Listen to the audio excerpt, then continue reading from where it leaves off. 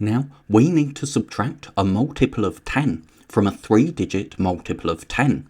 Remember, a multiple of 10 is a number that ends in a 0. So first, we have 260 minus 40. So we're subtracting 40, which is 4 tens. So if we highlight our tens digits, we start with 6 tens, and we're taking 4 tens away.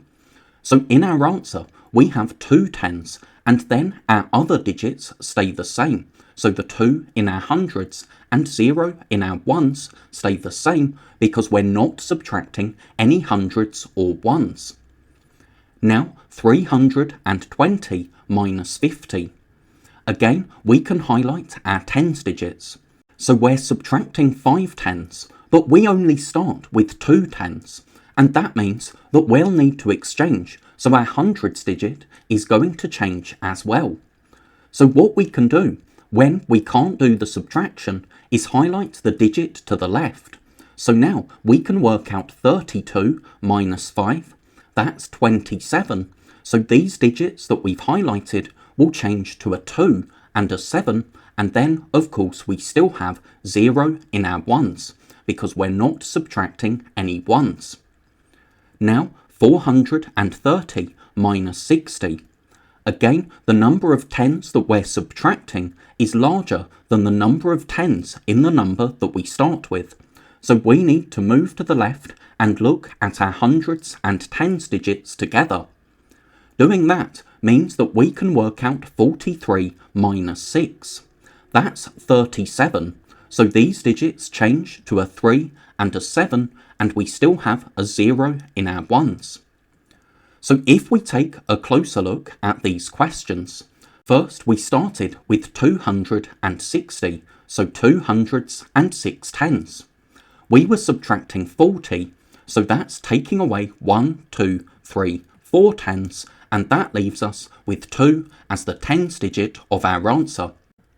Then for this question, we started with 320, so that's 302 tens, and we needed to subtract 50. So because we need to subtract 5 tens, but we only have 2, that means our hundreds digit will change as well, because we'll need to exchange one of our hundreds blocks for 10 tens. So now we can subtract 1, 2, 3, 4, 5 tens, and then you can see that because we needed to exchange, we're left with 2 hundreds and 7 tens. So you can see why, if the digit that we're subtracting is larger than the digit that we start with, the digit to the left needs to change as well.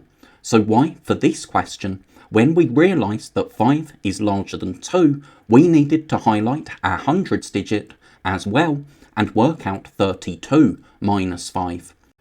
Now we start with 430, but we need to subtract 60. So we need to exchange one of our hundreds for 10 tens so that we can subtract 6 of those tens. And that leaves us with 3 hundreds and 7 tens. We can also show subtraction using place value counters. So for this first question, if we subtract 4 of our tens, that leaves us with 2 tens, and we haven't needed to exchange here, so we still have 2 hundreds. We haven't needed to exchange because 4 is less than 6, so can be subtracted from 6. Then we started with 320, so that's 3 hundreds and 2 tens. Subtracting 50 means we're subtracting 5 tens. Now we can subtract 1, 2, but then we need to exchange before subtracting 3, 4, 5 tens, and that means that we have 2 hundreds and 7 tens in our answer. And finally, we started with 430.